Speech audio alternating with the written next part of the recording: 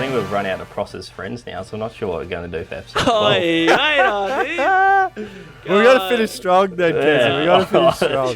Not sure if there will be an episode 11. Glory be.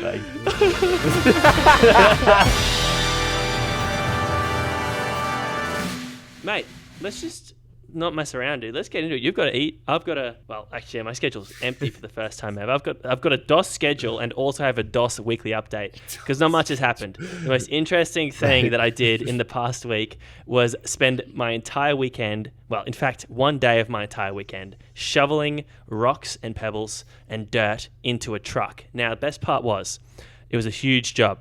And it was one that got me respect from a real man that does real work. He said, no way you did. I was like, mate, I did all this. And he's like, well, that's a ridiculous amount of dirt and rocks. And then I drove the truck to the dump.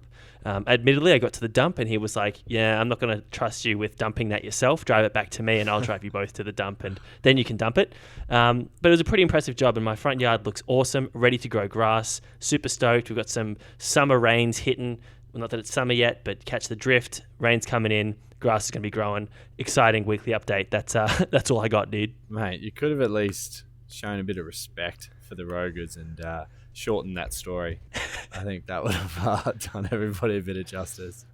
Dos, well, mine was a bit more exciting. No. How about going forward then? If we're going to show respect to the Rogers, you don't give a weekly update because every single time it's dry. I'll just say what I did, then we'll jump into the road guide. Well, no, mine's all right this week. Mine's all right. We had public holiday, Melbourne winning, as always, for the big Melbourne Cup was exciting. And me and my mates went out and played some golf. And nice. Which we do every 6 months or so. I get everybody around.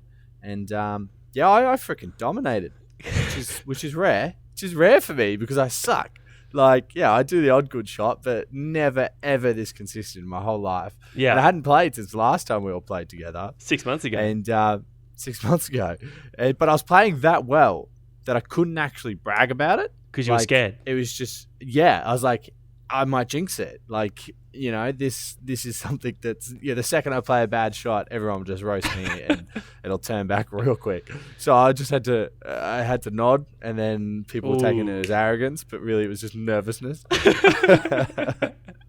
So, yeah, that was my weekly update. It's quite exciting. Yeah, I've just to relate, I once did 2 holes worth of good golf shots, the first 2 holes of a round, and I don't play golf maybe once a year sort of thing, so a little bit less consistent with that. And my brother, out with my brother's mates as well, and they're like, "Oh, Dan!" Like I was hitting straight into the green. It was par 3, just FYI, not par 5. And I was looking mean ass. And then as soon as I said something, as soon as I was like, "Yeah, I've actually been watching videos," blah blah blah, I could not hit a shot for the rest of the day. Luckily, I was playing Ambrose and legit didn't have to hit any more shots either because my partner carried me home. But golf, what a game! What a good game! It's the game. It's the only game that I can be that bad at. Is It's very picturesque. Yeah. Which is perfect for posting on your social media, which is this week's road guide. Nice. Yes, the road guide to social media. Once again, as usual, we're giving you advice based off of great things we've done, so we can tell you to follow in our footsteps, and also mistakes we've made, because we've made plenty. It's you're probably in your 20s listening to this. Speak for yourself. Oh, what are you saying? When it comes to social, you've just never set a foot wrong. I know that's not true, dude. Yeah, all right, fair. I'm not going to rebut that. Okay, all right. Anyway, Dos, on the topic of social media, have you got a favourite one? Do I? Yeah, it's got to be the gram. It's got to be the gram. Why would it be my favourite one? I didn't even think of that. Because you're vain. You're narcissistic. And I look good on it, so I guess that does matter. It really does matter.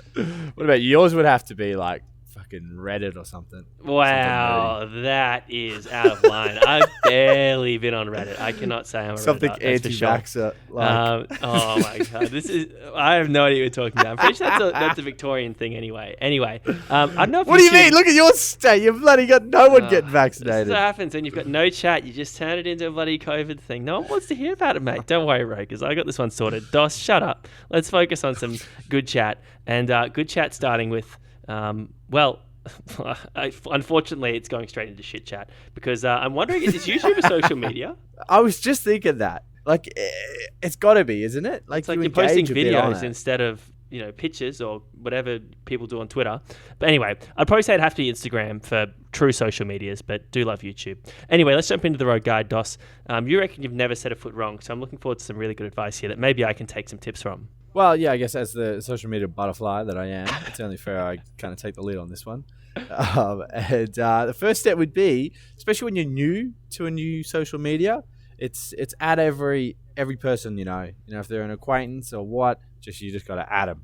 And then once you've added them, 6 months down the track, you just unfollow them. And then that way you look really popular and famous. You're like, man, he's only following 200 people and he's got like 1,000 followers. And they never know the wiser because they thought you were following them genuinely and passionately and eager to see all their posts. But it's just not the case. And that's certainly my step one. I agree. And also I'm someone, and this sounds pretty petty, because I don't really care that much about social media, but I do a little bit because I'm a bit of a narcissist as well. On Instagram particularly, if I'm following someone and I see they're not following me back, when I'm talking about friends or acquaintances, I'll just straight up unfollow them. I'll be like, well, look, if you don't think I'm interesting enough to follow, I'm going to deem you uninteresting to follow. The only people that I follow that I don't expect to follow me back is like Kanye West and a few celebrities. They don't follow you back. Really? What? Kanye doesn't follow you? No, he doesn't follow me. Oh, God, that's shouting. Well, Taylor Swift follows me. So I was actually in a relationship with Taylor Swift in year 11, was it? I think it was.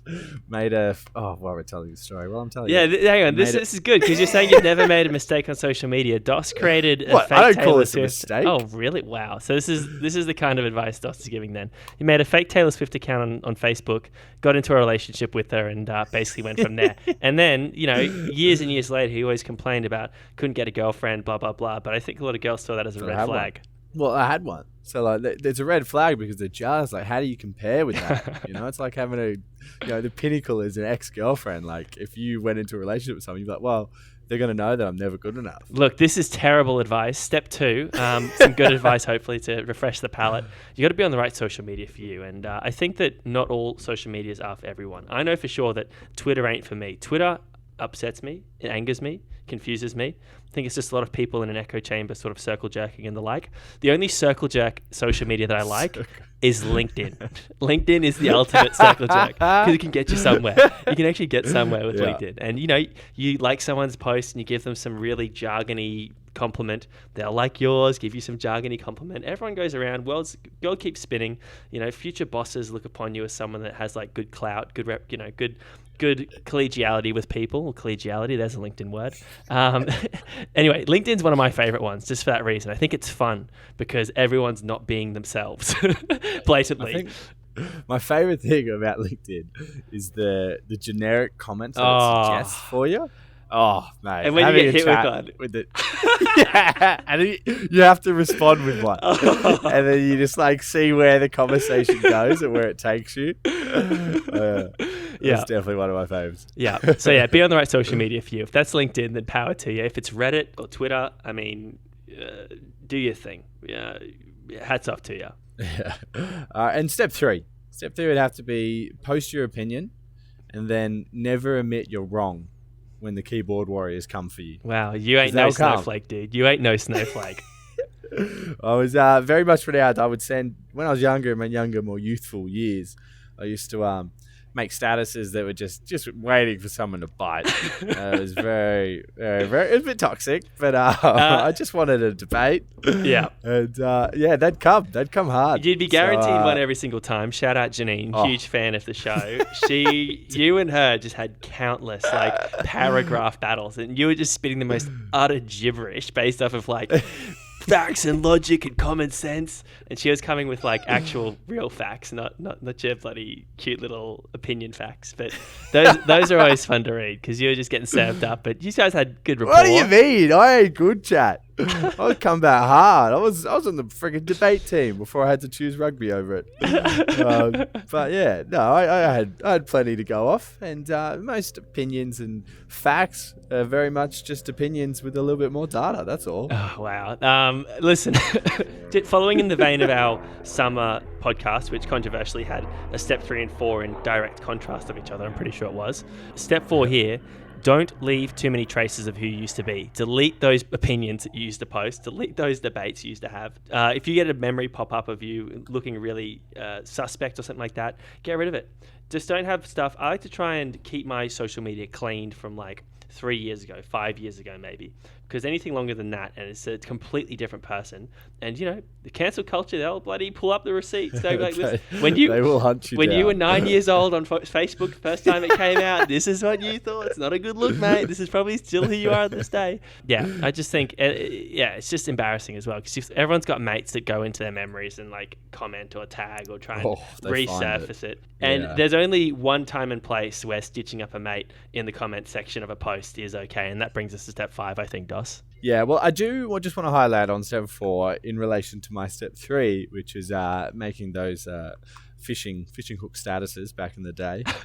Yeah, I do go back and I see them now and I cringe at a lot of them. And I certainly delete them because Melbourne's changed you, mate. Melbourne's changed you. Mate, I'm woke. I'm bloody you're woke a bloody SJW, dude. Melbourne's gotcha. Hell yeah.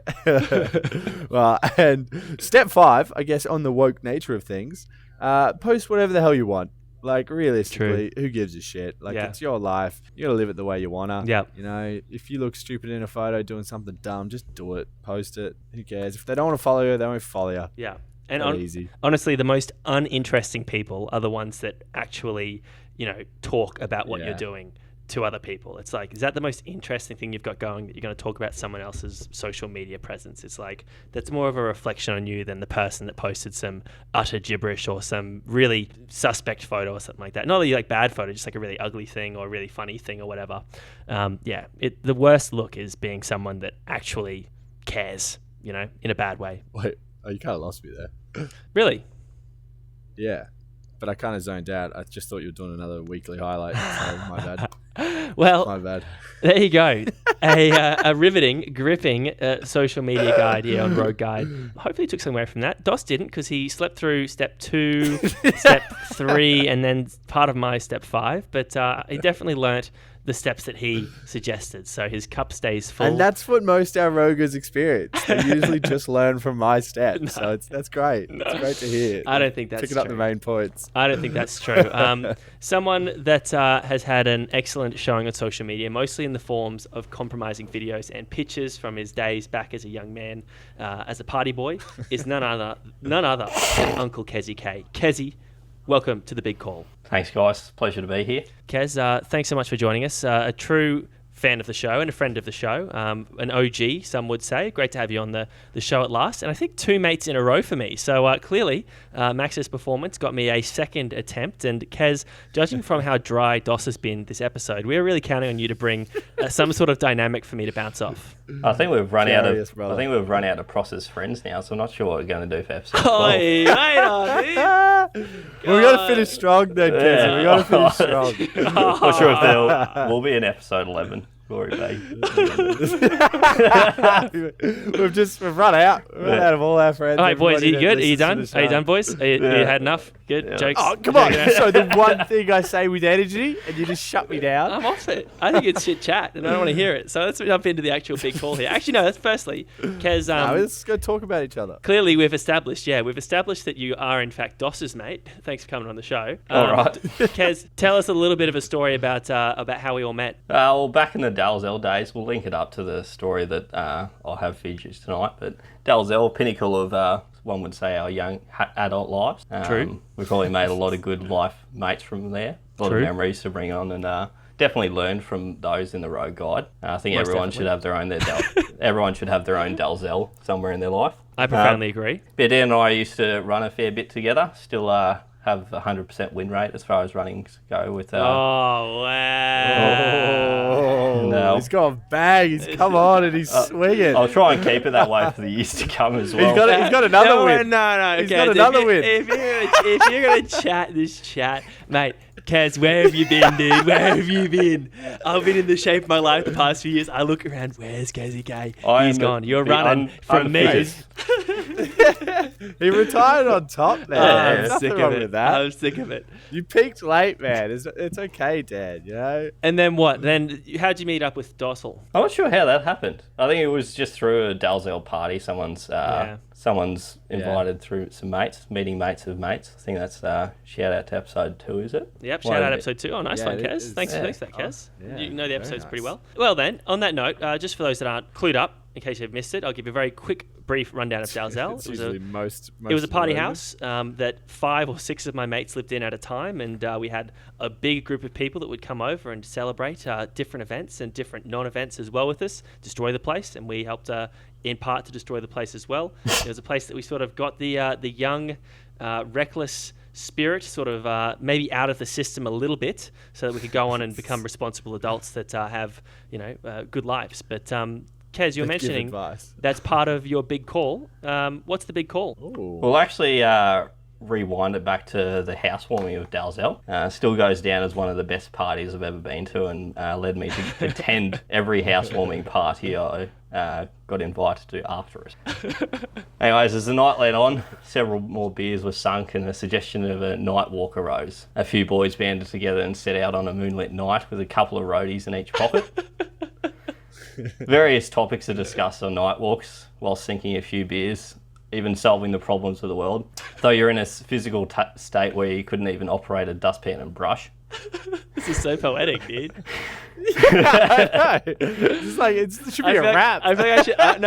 I feel like snuggling in. I feel like I should. You have the lights off. Eating popcorn or something. Hot cup of chocolate and just listening to this man talk. Anyway, as you were. As the walk went on, someone figured out that you could karate kick the bottom of steel street lights, causing them to malfunction and turn off, which ended up leaving a trail of darkness behind us of malfunctioning street lights. Once karate kicking Dumbledore with his little light switch.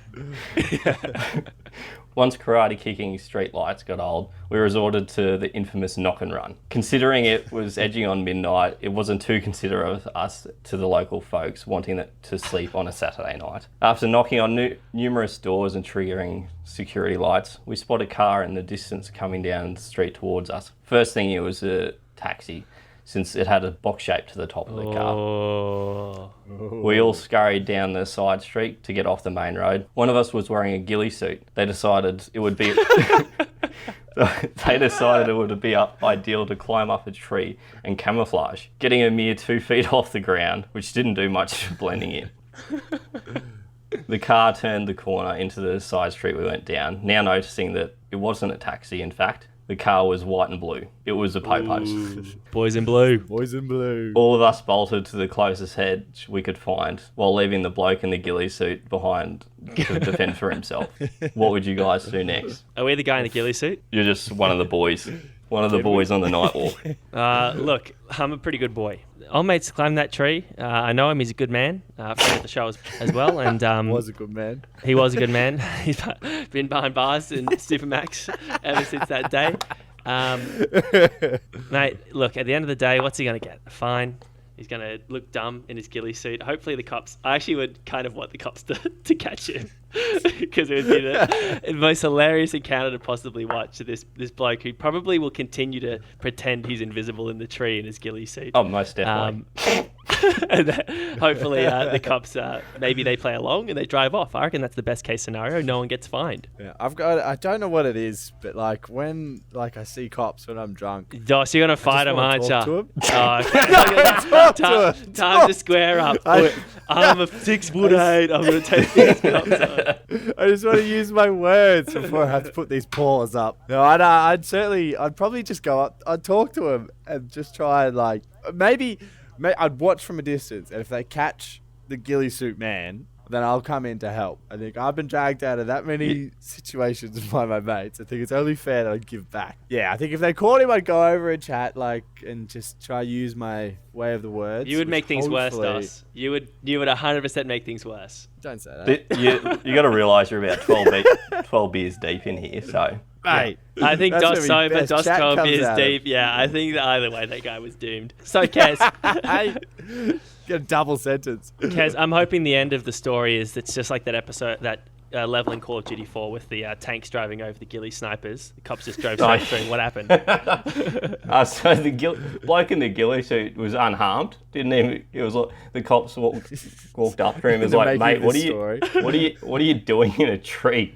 in a ghillie suit. And he was like, yeah, no, that's a fair point. And anyway, he just comes down to it. His story continues on. All of us other people that were in the hedge just piss bolted back to Dalzell. Oh, you left him. You proper left him. You left him to die. One bloke didn't know. One bloke was still hiding in the hedge. But the security lights came on for the house he was in the hedge of. And the man that was living in that house came out of the house and spotted him.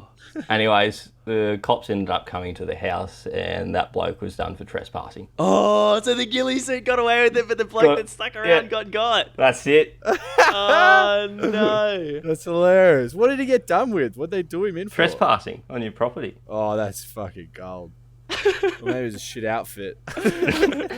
Yeah. That's classic. Well, Kez, a classic story, one that I don't remember who actually got done for trespassing that night. For some reason, I expected it to go bad for the ghillie suit. But He anyway. was mentioned in episode 1 along with myself. Okay, all right. That's one for Are we the allowed law. to name drop? No, Are we for- legally allowed to? No, we'll keep it civil. In the road guide Now I law, wanna know who that's this road is. guide law. That's Yeah. that's for the true academics of the guide to possibly dig up and figure out for themselves. Kez, Surely we're pro snitches. Surely the road guys pro well, that being said, snitches. I have been outed myself as someone that is liable to just dog a mate if the police are pulling him up. So I may be snitching. Maybe I would snoop to snitching. We're taking a lot of snitches boxes, that's for sure. Kezi, mate, thanks so much for jumping on. We love your work, love your support, and also wish you the very best, my dude. Thanks for jumping on the pod. Cheers, it's a pleasure, boys. Right now, here's one for you, Daniel Prosser. Bring back the Facebook, especially with this new meta shit coming out. Surely this is one of the first things on the new platform. When you make a new Facebook friend with someone, it used to pop up in everybody's feed. And that there was no better drama. Nah. There was no better just throwing mates under the bus and then, all of a sudden, like 2 days later, the other person that was in that friendship will find that new friendship status because it's still going. There's mates still talking shit on there. They're like, oh, is this the girl you're talking about? You finally matched with her on Facebook, I need that drama back in my life. No, that's one of the best ones because honestly, like I think about this all the time. I think about what do I actually do on Facebook? Like I use Messenger. Yeah. Obviously, I use Messenger. But what am I actually actively doing on Facebook? I don't post on Facebook. I don't happy birthday people on Facebook rarely, unless I've got incriminating photos I want to share. But aside from that, I don't do anything. This is the thing that Facebook needs. And they can bring this feature, which was, the core, I would say, of Facebook, to a new generation. The TikTokers, they don't care about Facebook. The new gen, they don't want to be on Facebook. But what if they could expose their mate? I think that would really bring a whole new generation to what used to be the great social media of our time. Yeah, literally, Facebook's just become... It's just negative news. No, it's if just it's bad exactly. news, you'll post it so your family and friends see it. Oh, mate, how good was that period of time when there was no news on Facebook? That was actually so good. When it was just everybody's cringe statuses. Oh, Because now it's those are the glory years. Now it's ads, news posts, and someone's married or whatever. But I'm fine with friends getting married, but. Yeah, it's just the other boring stuff I don't want to see. You know what I'm saying? You're going to allow that? You're going to allow marriages? Yeah, I'll let it happen. Kids can happen as well. We see Come the on, kids mate. on Facebook. It's cool. In this day and age, we shouldn't be conformed by marriage. I'm just that woke now that I just, I've transcended marriage. I just feel where my heart commits is where my heart commits. Dos, I'm glad you saved your best chat right there for the very, very end of the episode. People that kept listening will be like, wow, I'm so glad I tuned in to hear that little speech from Dos. Because you have made it to the end of episode 11, I think, of the Road Guide. We're powering through it. Sorry, once again, that our upload schedule probably isn't fantastic. This will probably still come out on Monday, so we will have the Monday release, #Monday release of the pod. Midnight Madness. Yeah, a little bit of Midnight Madness for you, but you can't I've say been that we told didn't by upload it in Rogus time. that they stay up. They stay out late at night just so they can listen to it before they go to bed on a Monday. Gosh, what's the point of going into Tuesday if you don't have that gem of knowledge? What the if Road that Guide? episode was going to help you with a critical key moment? First things first, Tuesday morning. Like you'd want to have that knowledge and that expertise in your mind on Monday so you can sleep on it and then charge into Tuesday ready to take it on.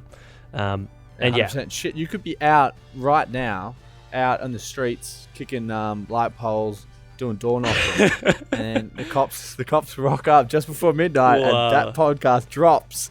It drops. It gives you a chance to get some real wise decisions and figure out the big call. To not be the guy in the hedge that gets caught by the bloke that comes out of his house. That's actually be the ghillie suit guy. Be the ghillie suit. I say always be the guy in the ghillie suit. I reckon that's the key takeaway, Dos. Thanks so much for listening, and as always, get in the DMs if you think you've got a hear me out that you want to share. Send it in as an audio file. We'll hear you out, and we will talk about your decision. If you've got a big call, I'll you follow want to you. You will follow. You You'll definitely follow for about 6 100%. months. For 6 months. Adios.